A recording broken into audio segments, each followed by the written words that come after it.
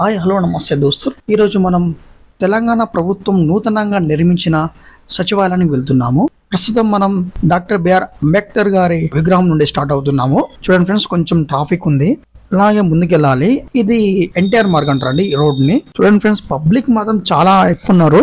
ఎందుకంటే ఒక side doctor BR Ambedkar గారి విగ్రహం ప్రపంచంలో అతి ఎత్తు అనేది, ఇటు లెఫ్ట్ సైడ్ లో ట్యాంక్ బండ్, ముందుకు వెళ్తే సచివాలయం, దాని ముందే లుంబిని పార్క్, అక్కడనే అమరవీల స్తూపము. అంటే ఇది ఒక పర్యాటక కేంద్రంగా మనము ఈ ప్రాంతాన్ని చూడవచ్చు. పక్కనే ఎన్టీఆర్ గార్డెన్స్.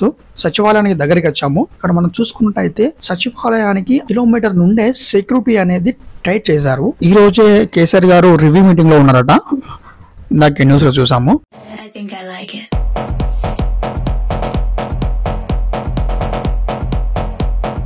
సచివాలయం వచ్చినాం ఫ్రెండ్స్. సచివాలయం మాత్రం భలే కట్టారు ఫ్రెండ్స్ కేసీఆర్ గారు. చూడండి సచివాలయం ఇది మన తెలంగాణ నూతన సచివాలయం ఫ్రెండ్స్. ఎలా ఉందో ఒకసారి కామెంట్ రూపంలో పెట్టండి. నాకైతే చాలా అద్భుతంగా నచ్చింది. కొత్త సచివాలయం నిర్మాణానికి దాదాపు 1600 కోట్లు రాష్ట్ర ప్రభుత్వం ఖర్చు చేస్తుంది. 265 అడుగుల ఎత్తున భవనాన్ని నిర్మించారు. ఈ కొత్త సచివాలయంలో 11 అంతస్తులు ఉంటాయి. ముఖ్యమంత్రి కార్యాలయం, మంత్రివర్గ సమావేశ మందిరాలు 6వ అంతస్తులు ఏర్పాటు చేశారు. కొత్త సచివాలయం నిర్మాణానికి దాదాపు 1600 కోట్లు రాష్ట్ర ప్రభుత్వం ఖర్చు చేస్తుంది. 265 అడుగుల ఎత్తున భవనాన్ని నిర్మించారు. ఈ కొత్త సచివాలయంలో 11 అంతస్తులు ఉంటాయి. ముఖ్యమంత్రి కార్యాలయం, మంత్రివర్గ సమావేశ మందిరాలు 6వ అంతస్తులు ఏర్పాటు చేశారు. మన సచివాలయానికి 400 కోట్ల బడ్జెట్ అండి. కాకపోతే మళ్ళీ అది దినదిన 1600 కోట్లకు వచ్చిందండి. దాదాపు 4 రెట్లు పెరిగింది. మొత్తానికైతే సంవత్సరంలో పూర్తయ్యే సచివాలయం దాదాపు 2 సంవత్సరాలు పట్టిందండి పూర్తి కావడానికి. అంటే మధ్యలో కరోనా అది వచ్చింది కాబట్టి అట్లా లేట్ అయింది కావచ్చు. ఇది ప్రధాన ద్వారం అండి. మన సచివాలయానికి 3 ద్వారాలు ఉన్నాయి. ఇది ప్రధాన ద్వారం అన్నట్టు. ఈ ప్రధాన ద్వారం నుండి కేసీఆర్ గారు, మంత్రులు, ఉన్నత అధికారులు మాత్రమే ఈ ప్రధాన ద్వారం నుండి వెళ్తారండి.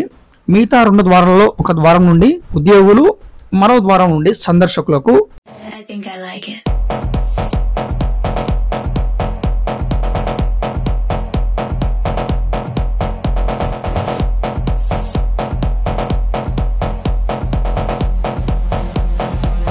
చూడండి మన దగ్గర చూస్తున్నాము.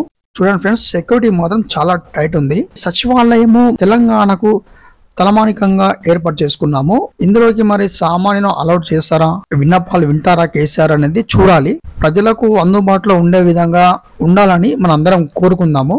మొత్తానికి మాత్రం సూపర్ గా కట్టారండి కేసీఆర్. ఏ మాట కామాట చెప్పుకోవాలి.